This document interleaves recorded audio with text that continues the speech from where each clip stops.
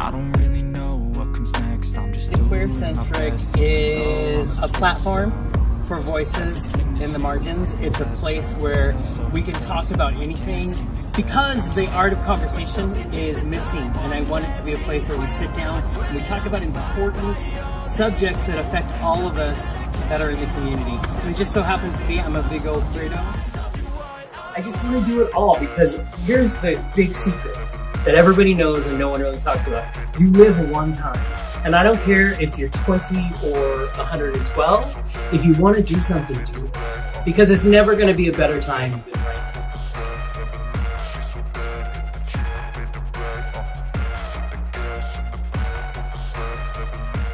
now. Well. Welcome back, all my favorite people. I appreciate you hanging out with us. You know I've been a very busy man. This is our first show back in quite a few months, and it's really exciting because it's the first show of Pride Month. And so to me that's very important. I think it's more important now than ever that we remember to be visible and that we support each other. And because my new thing this year is to talk about the arts as much as possible, to use the arts to be seen and stand up, this makes me very happy to talk to our next guest. Now, you might know him from some great songs like Walk, Don't Run, or I Wouldn't Know Love. Or maybe you were lucky enough to catch him on a stage through a touring Broadway show, because that's my dream. Or maybe you have seen him on my show just a couple of times. Well, we promised you back in February when we talked to him last that we would bring him back for Pride Month, and it would be a very special show. And we'll get to talk to Ben Chavez about everything he has going on, which he's been pretty busy lately. So I just want to welcome you. Ben, welcome back. It's like old friend week. I know. Thank you for having me back. Honestly, every time you reach out, I'm honored because I'm like, he's not tired of me yet.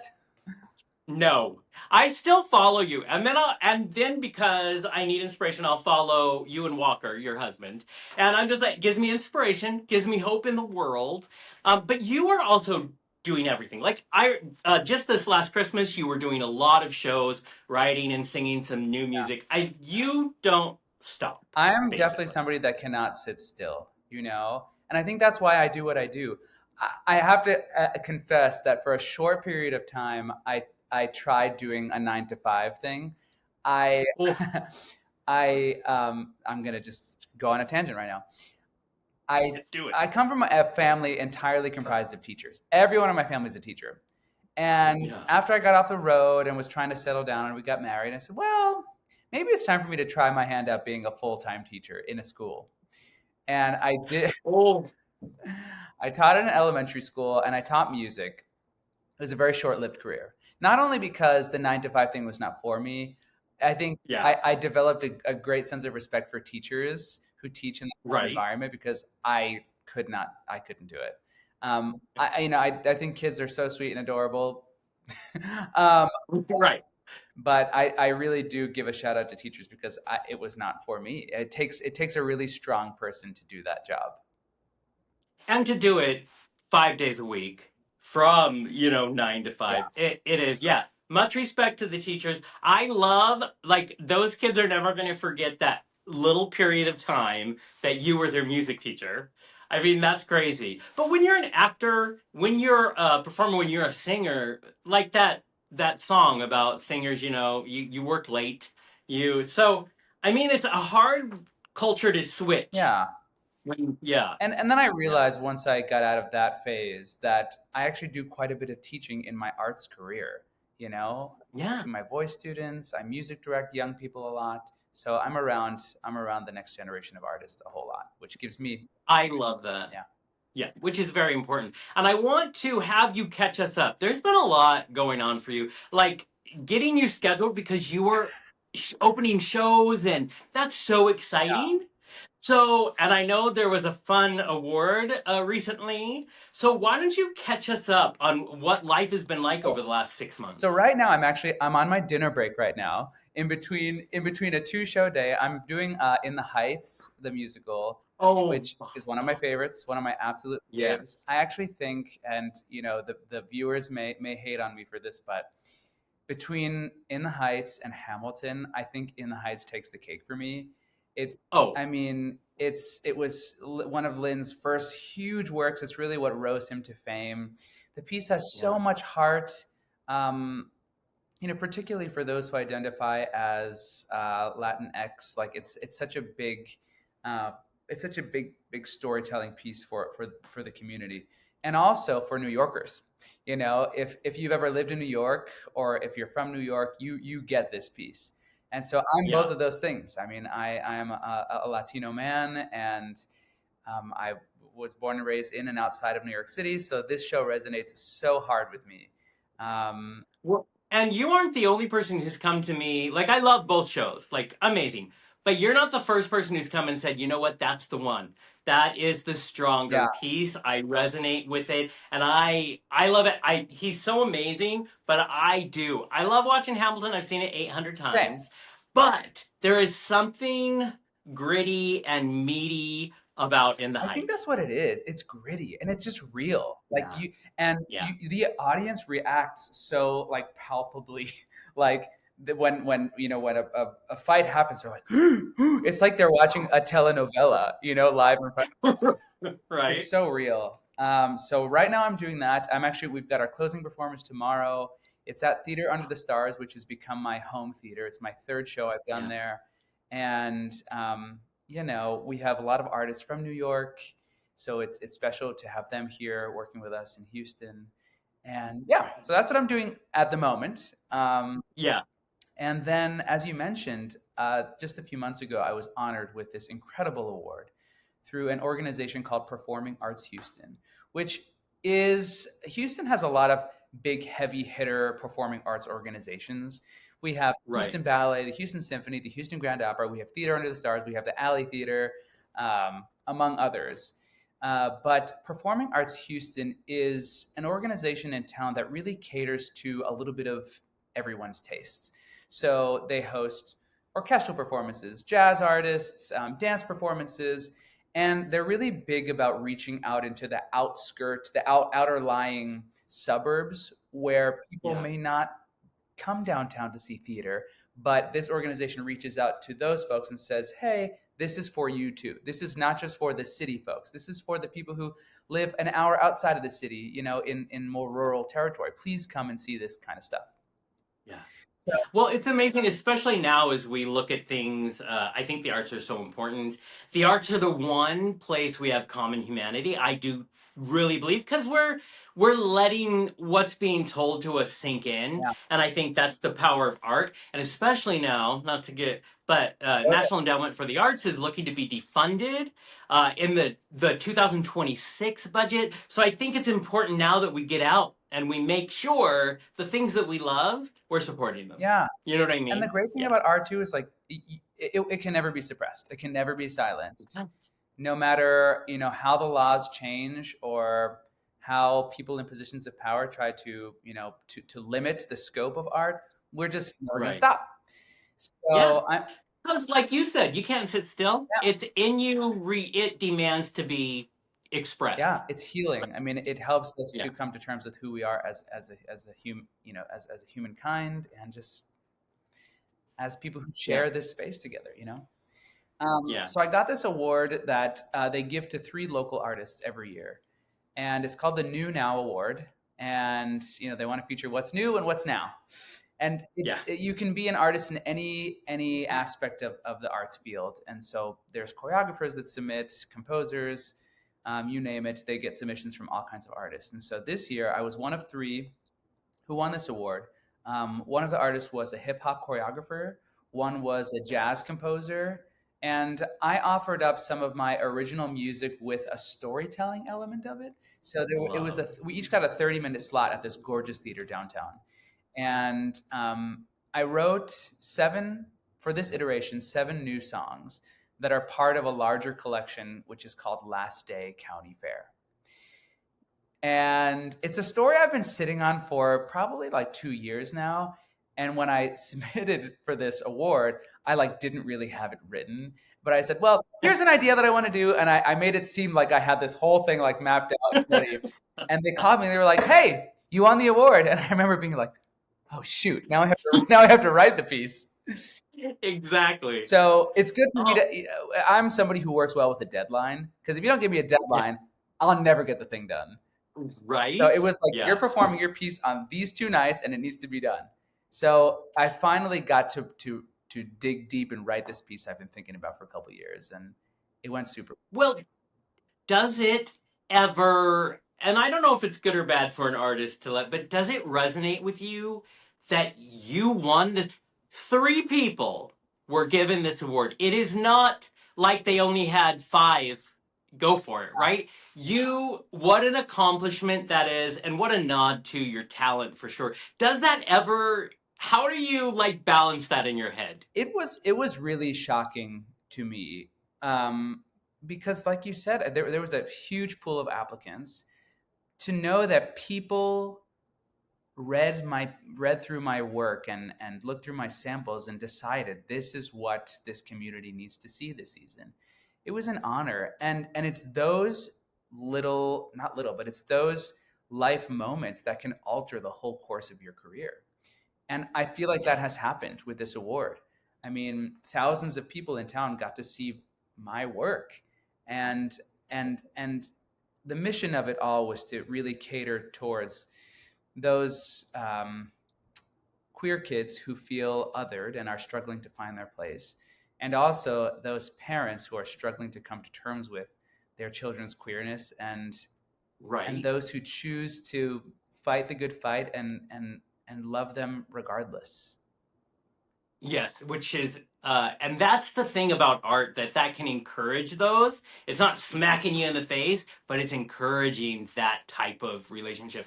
And tell me a little bit, because I'm a word guy, and I am intrigued by this amazing title, because there's a story in just saying, Last Day County Fair. Yeah. Like, what was that? What did you want to say, and what did that title mean to you?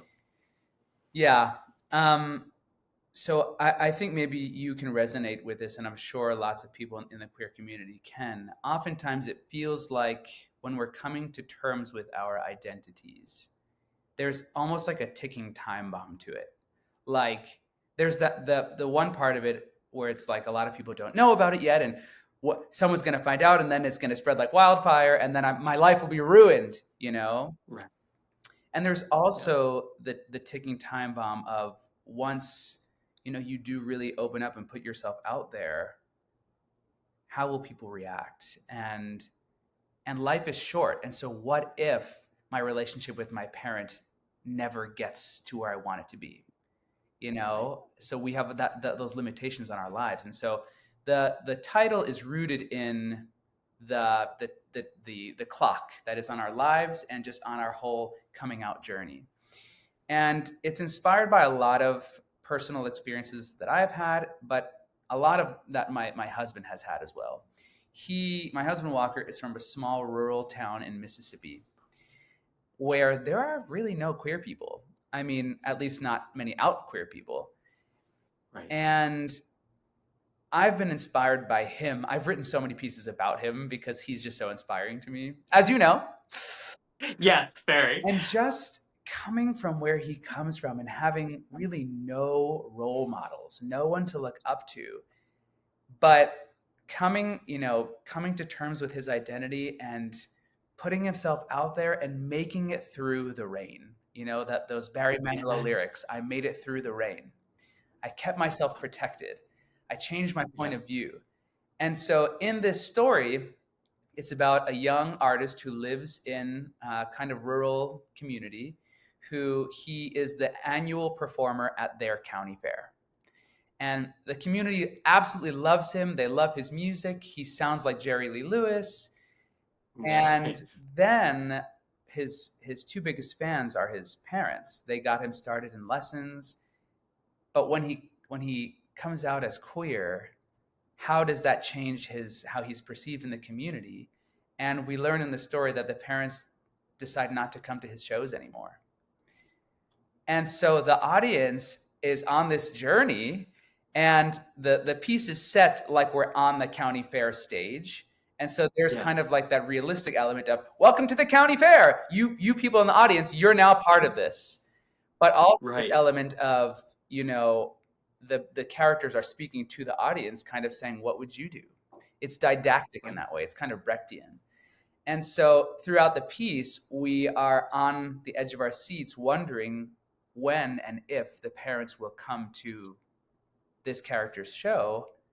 And then one day we find out that the county fair is no longer going to happen because they're demolishing the fairgrounds for high-rise apartments, which is the tale as old as time. Yeah. And so we asked the question, will my parents come to my very last show of the county fair? Yeah. And so that's the crux of the story. So you wrote a Broadway show, is what you did for us. That's the goal. That's the goal. Because it sounds amazing. Also, what's scary about that, we just did a live show last night to talk about connection, using creativity to connect. That is my story. My parents, one day after I came out, stopped coming to see the plays I would direct, the stages I would go sing at. And I remember it breaks your heart. Yeah. And it makes me think of, there's so many of us who have this story. And one of the things that I've been doing lately, I do community conversations, which is what we did here. So for everybody who's been going to them, thank you so much. But one of the things we talked about is, in storytelling, artists can sometimes use exaggeration and lies to teach you the truth. Politicians tend to use the, lies to cover it up. But that's what's amazing about art. Art is so powerful. And I think that is our way forward, because we keep coming up and being visible. When you look at your art, even though, listen, we still got to live, we still got to do the things that make us happy. Yeah. Is there any part of that part of art that gives you that voice, that makes you feel like, not only is this amazing, but I also need this, especially now? 1000%. I think what inspired me to write this story now and submit this piece for the award here and now is because of what we're seeing in the news, and we're seeing our drag siblings and our trans siblings, just being totally thrust out in the rain, and right. Being totally outcast. And I, as artists, those kinds of things are like, well, damn it, I have to do something about this, and I have to make sure that those people feel like I see them and I love them and I embrace them. Yeah. And so that fueled a lot of this piece. And I think also, when we present something in a theater, these people are stuck with us for the duration of that piece.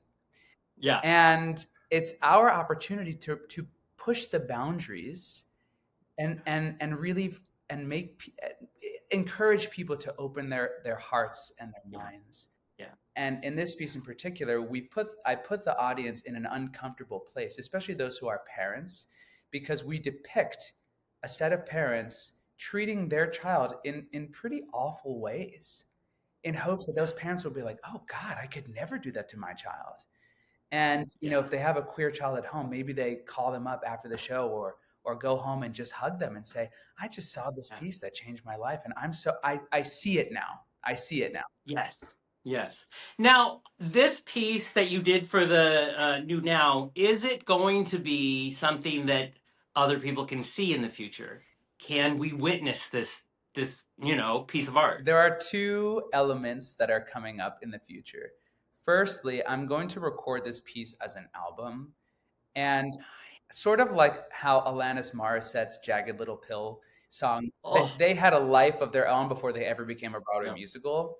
So I'm assembling this album recording, and I would like to release the song so that they can have a life.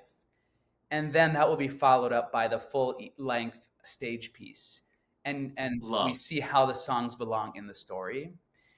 And so I can't give too many specifics, but I am in some conversations with folks who are helping me take this piece to the next level. Love that. Please, and how many of us little queer boys would get the soundtracks to musicals first? Yeah. And then fall in love with the music and the story, and then we would go see the show. Exactly. So you're right. And for me, that was Wicked. That was Hairspray. When Hairspray first came out, I was like bopping down the street listening to those songs, and I didn't see the show for another couple of years. And so, so I'm hoping music is something that we can all have in our devices. And so even those who maybe can't get to a theater, I would love for them to be able to have these songs. Yes, exactly. And then you'll just have to do your own tour.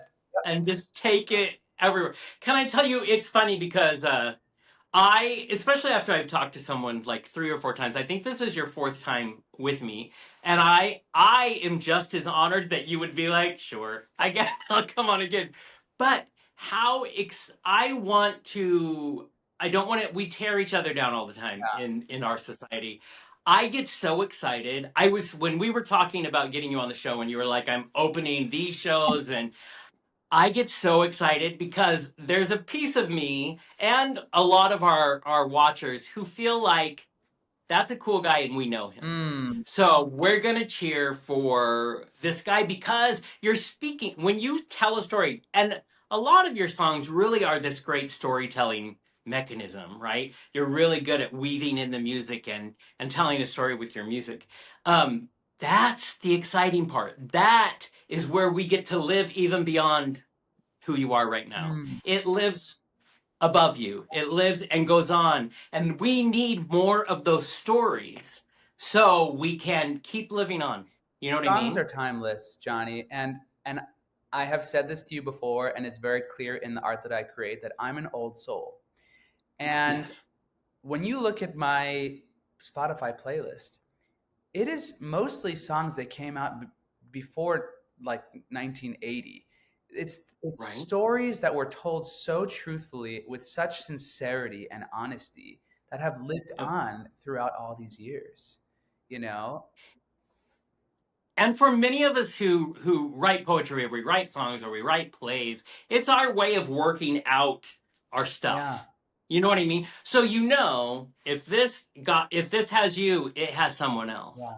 So don't we become stronger by finding the community? You know what I mean? Absolutely. It does that. And you do amazing at that. You're phenomenal. When I heard recently, sadly, that Billy Joel had to get off tour because all I thought was, well, let's call Ben. Like, Ben's gonna go and finish the dates. It's fine.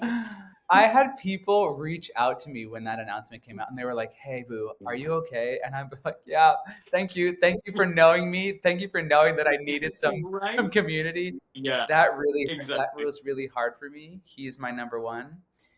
I know he's gonna get back out there. I actually do know some folks who have this hydrocephalus thing that he's got going on, and it seems curable. It seems, treatable. And so I have faith that he'll be out there in no time doing his tour. He's got a new documentary coming out that I hope everyone sees. He's got this documentary that's premiering at the Tribeca Film Festival. And it has inspired me to also start thinking about a one-man show that's called Billy Joel Taught Me Everything. And I love it. You're hearing this now. I literally just thought about this last week. And wow, I want to walk through how listening to Billy Joel's Greatest Hits Volume 1 and 2 as a kid taught me everything that I know about playing piano today. I don't really read sheet music. I play by ear. Yeah. And it was those songs. It was the Piano Man chords. Sing us the song, you're the piano man. Sing us the song tonight. Those 4 or 5 chords equipped me with everything I need to know. And I want to tell people about how powerful that music is. So I'm brainstorming. I love it. And I also love that every time you're on here, we get little snippets, little pieces. And because I know you have a busy schedule, this is a perfect segue in that to do something special, not just for me, but for people who watch this show and watch the interviews we do with you. You're going to actually play something for us live, which is super exciting. Why don't you tell us what this song is, what it's about, and then we are going to love every minute of this. Thank you. I'm excited about this. I always love when I get to perform on a program like this. So This song was featured in my piece, Last Day County Fair. And this is one of the songs that I've written that I think I'm most excited about. And it's called Golden Era. It's kind of like a feel-good, love yourself anthem. It's about forget the haters and just love on yourself and keep telling yourself every single day that you're worth it. And in the show, at the moment where this character's parents decide that they're not coming to the shows anymore, he has a moment of, well, I'm going to keep doing my thing anyway. And if you want to come on board, you can. And if not, I'm still going to be living in my golden era. So this is... I love this. Yeah. Well, I'm excited. So everybody sit back, grab your popcorn, and enjoy the talent that is. I'm excited for them to see your talent. So we will let you take it away. Let's do a quick... Can you hear this very clearly? Yes. Yep, very nicely. I might just back the camera up a little bit. Okay. Forgive me. We've been doing some arts and crafts in the apartment, so there might be some stuff scattered about. We support that. Yes, thank you. My shout out, Walker, my husband, is currently at the HRC gala, and oh, nice. So he was designing his outfit for the past few days. Oh, that's amazing. Sending us and Human Rights, we both auctioned. We donated some items that we're auctioning off at the gala as well. So he donated a floral design class, and I donated a 3-hour piano bar performance in your home.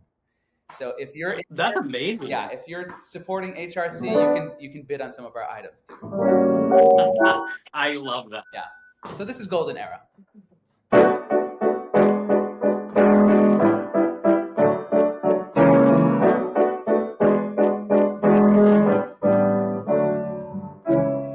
You thought you broke me when you told me that you didn't need me anymore.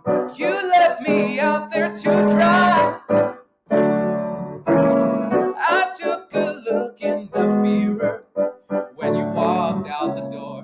There were no tears left to cry, because I knew that I was stronger. I couldn't take it any longer. Don't need nobody else to tell me I'm beautiful. And I don't need another person to come and tell me that I'm worth it. All that I need is right inside me, after all. So I'm stepping into my golden era. I'm walking into my fabulous space. I'm looking up at a sweet sensation. Realize that I'm worth it every day. And if you hear this song wherever you are, no, you can't step into your golden era. Hey. You've already come so far, so far. You've already come so far, so far. Everything that I want to achieve, baby, it's possible. If I try, oh, all my hopes, all my thoughts, all my dreams, baby, they're possible. If I try, whoa, everything that I want to achieve, baby, it's possible. If I try, oh, all my hopes, all my thoughts, all my dreams, baby, they are possible. If I try, if I try, if I try, if I try, if I try, if I try, if I try, if I try, if I try, if I try,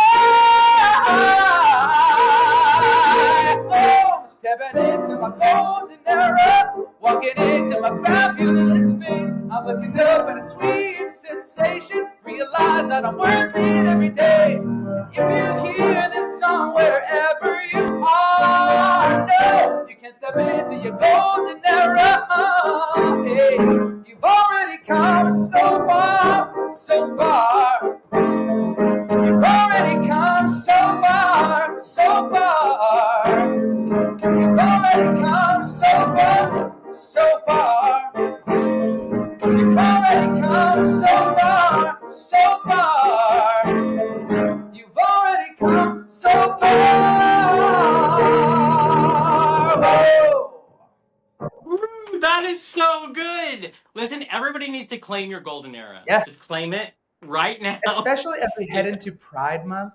This is the moment, no matter where you are in your own journey of self-discovery and self-loving, wherever you are in your journey with your community, your friends, your family, this is the moment to really find the strength, the love, and the power inside of you.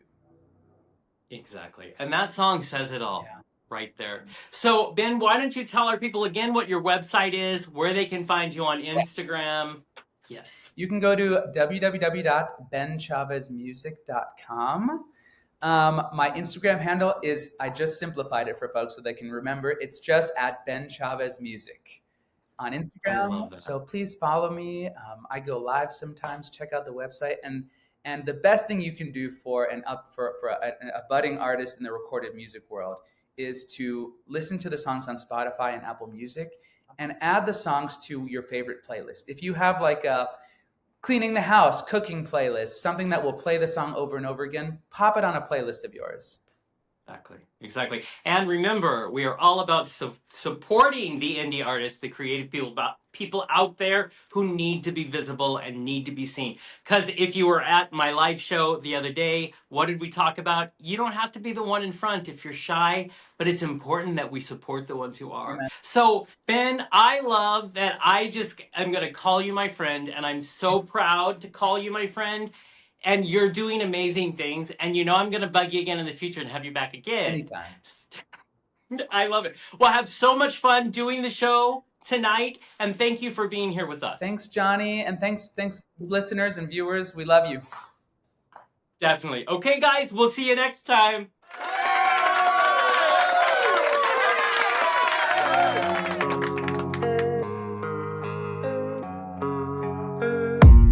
I don't really know what comes next. I'm just doing my best, even though I'm so stressed out. Everything just feels like a test that I fail, so depressed when I can't seem to get out. But something deep